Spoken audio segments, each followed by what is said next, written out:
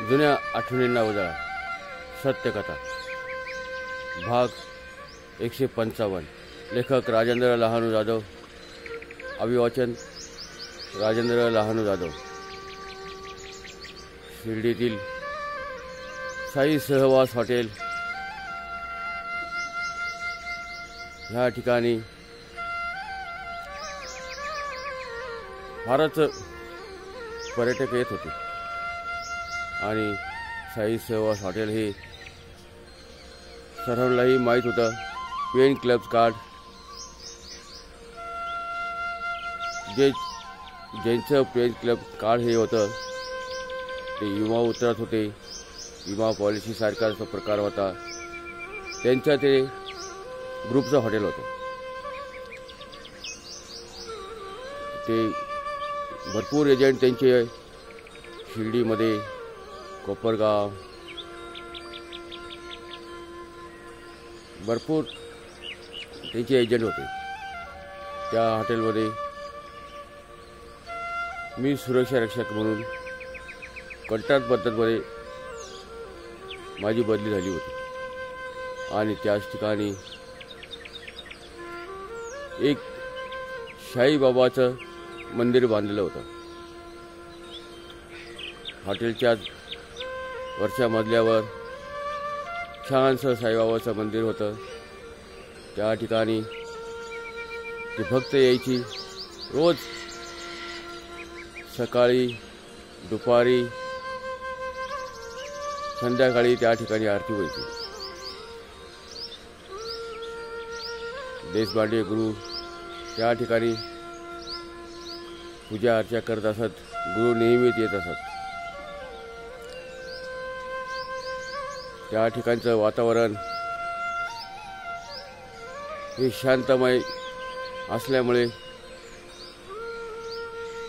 भक्त तासनतास त्या ठिकाणी मंदिरामध्ये बसत असत. पूजा अर्चा, धूप, आरती चालत असे. प्रवचन,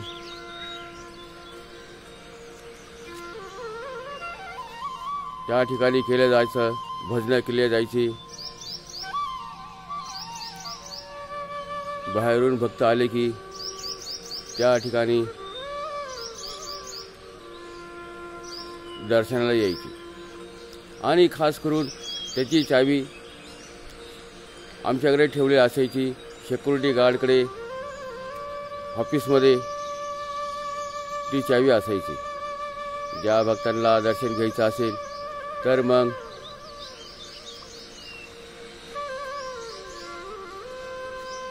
ती चावी घेऊन जावे लागत असे.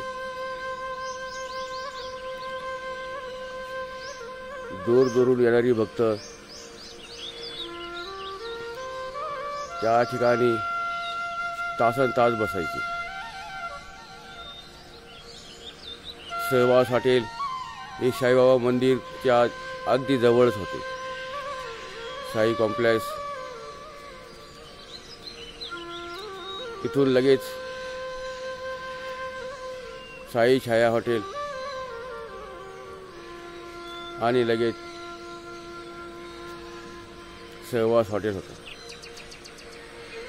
सहवास हॉटेल हे ग्रुपचं असल्यामुळे त्या ठिकाणी कायम गर्दी असायची. आणि 1914 साल होते. त्यावेळेस पेन क्लब कार्ड ही याची फार मोठी संस्था होती. तो ग्रुप होता आणि त्यांचे बाहेरच्या देशामध्येही त्यांची हॉटेल्स होती. हाँगकाँगला हॉटेल होती. इकडे पुन्हा, मुंबई, गोवा यासारख्या ठिकाणीही त्यांची फारच मोठी हॉटेले झालेली होती. प्लेन क्लब कार्ड हे विमासारख्याच पॉलिसी उतरत असत. त्यामुळे त्या ठिकाणी भरपूर पर्यटक प्रत्येक हॉटेलमधली आणि प्लेन कप्स कार्डचे मिटिंगी वगैरे हे प्रत्येक हॉटेलमध्ये होत असत. तसेच सहवास हॉटेलमध्येही त्यांची मिटिंगी चालायची आणि ती शिर्डीमध्ये साईबाबाचे दर्शन घेऊन जात असत.